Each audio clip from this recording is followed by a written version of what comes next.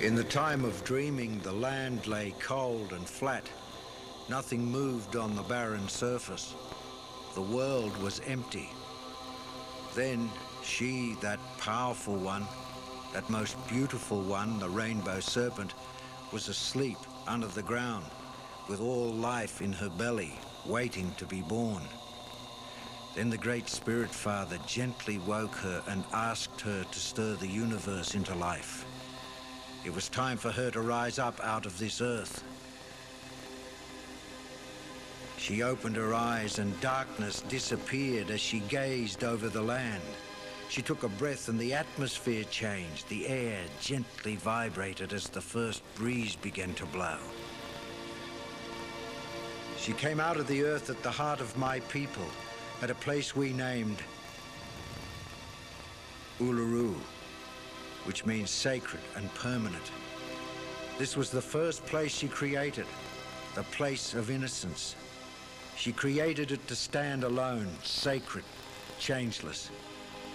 It is eternal and contains an irresistible awe which stirs a sense of mystery.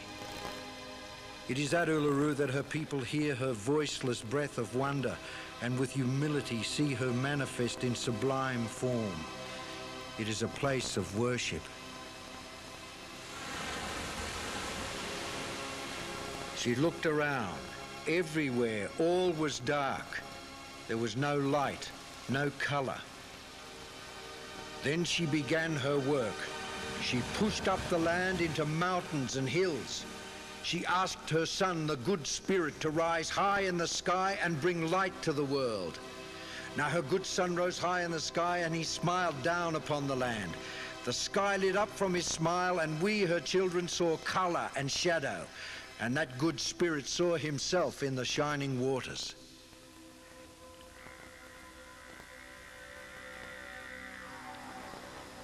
She went on a long journey, from east to west, and from north to south. She crossed the barren land, and wherever her feet touched the earth, grasses, trees, and flowers grew, covering the land in a blanket of color, filling the air with their sweet aromas.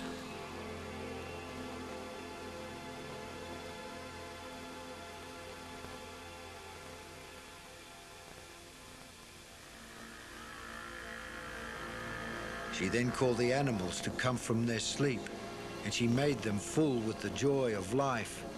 She told them to spread throughout the land until the land and the rivers were teeming with life. She made night to give a time of rest for all her creatures. She made the cycles and rhythms of life to give food and shelter. Then she made us, her people, not as lords of the universe, for that is her abode, but in kinship with all existence, taking our proper place, just as the stars took theirs. Time is meaningless for us. It is but a continuity, a circle firmly established, constantly confirmed, happening forever. Our faith is woven with the familiar fabric of life, of the land.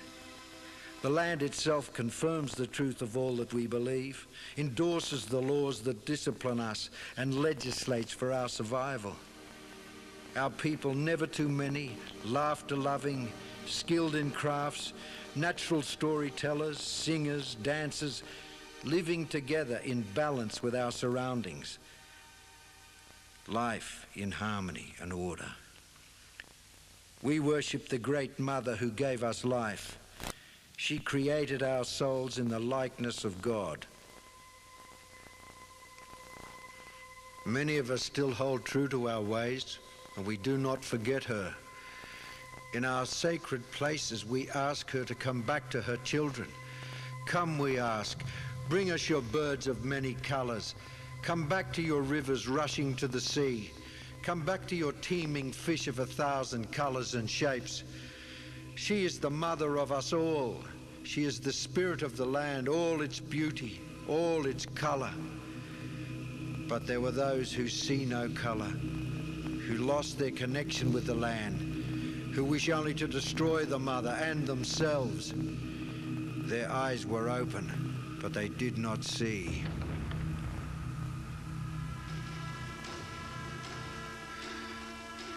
Those of us who did see were foretold of the storm that would sweep over our people. We have lived and now are living through that storm. We passed through the violence of a summer's dream into the chill of a wintry night. In the broken mirror of our innocence, we almost faded into space. Within each of us, there is a dying voice reaching out somewhere for an answer. Strange how it is that people who suffer together have stronger connections than people who are content. So it is with us. Then white people came. At first they asked to use the land. Permission was readily given. The concept of ownership was unknown to us.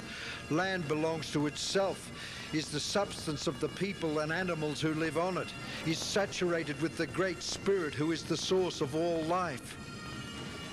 The Earth Mother, the Great Spirit, gave the land equally to all, to use freely. Our land is so large there is room for everyone, but the invaders wanted it all. Soon they seemed to be everywhere. Soon we found our land and hunting grounds gone from us, and we were chased away like animals.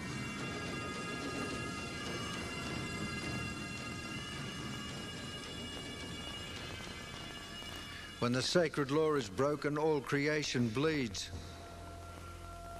Our culture smashed and in ruins, treated with contempt. Their religion enforced on us, self-righteous, inflexible, incapable of self-questioning. Our land used only as a mine for money and power.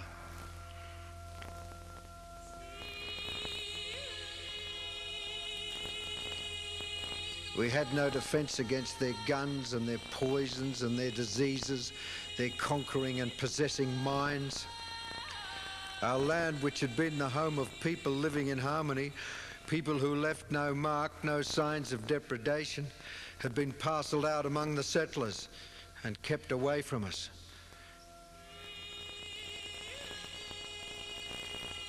We were moved on into areas of the poorest land, into lands denuded of trees, cut down wantonly, ravaged by erosion.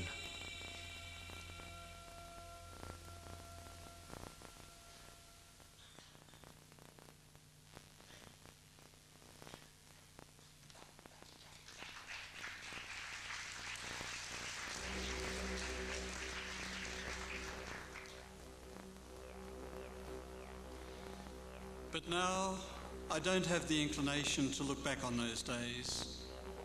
I've heard the angel footsteps, like the motion of the sea, telling of a new day.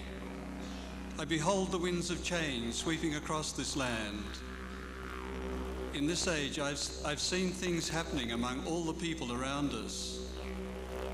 And now, onward in our journey, I've come to understand that every hair is numbered like every grain of sand, like every sparrow falling. All is in her hands, like the perfect, unfinished plan.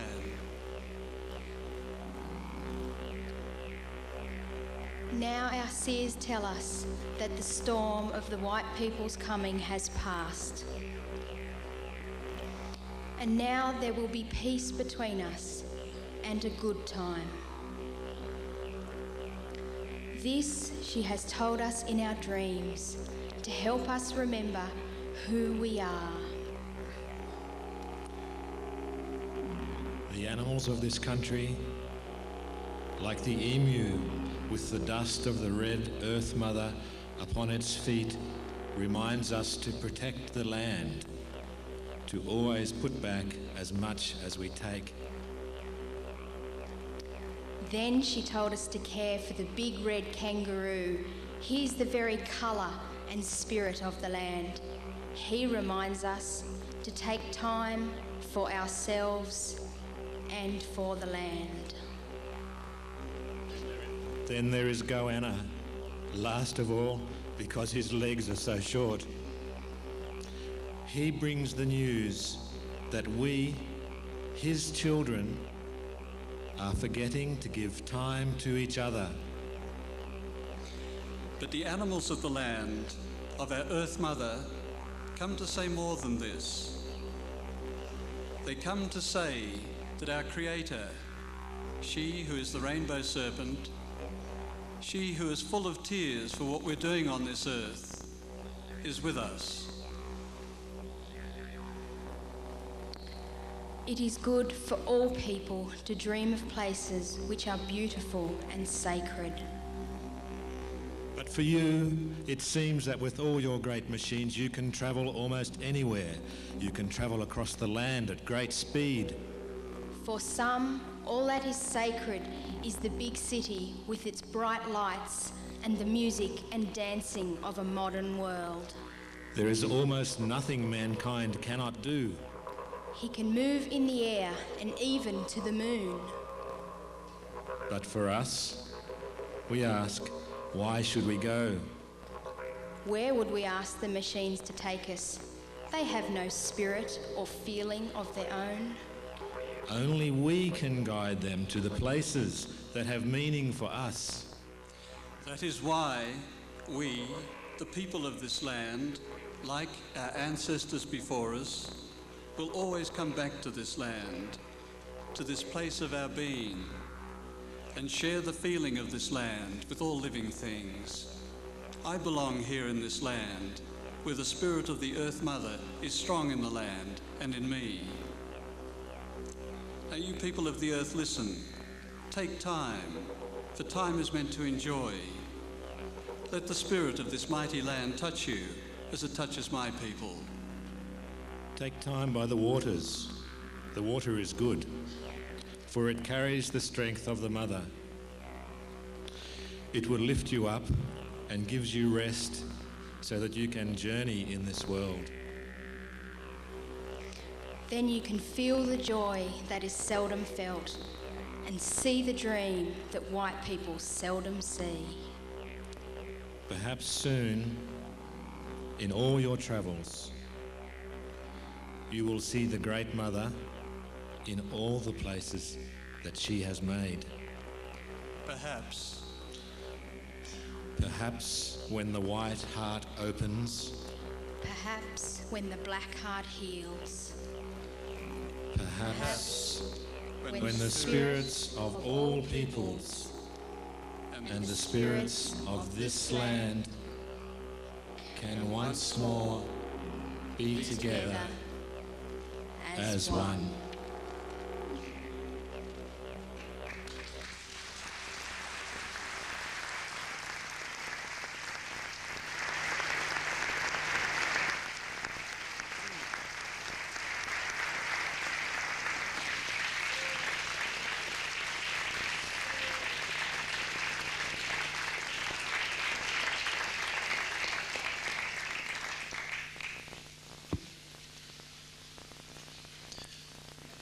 That was taken from Aboriginal poems and compiled by Chris Kariakou.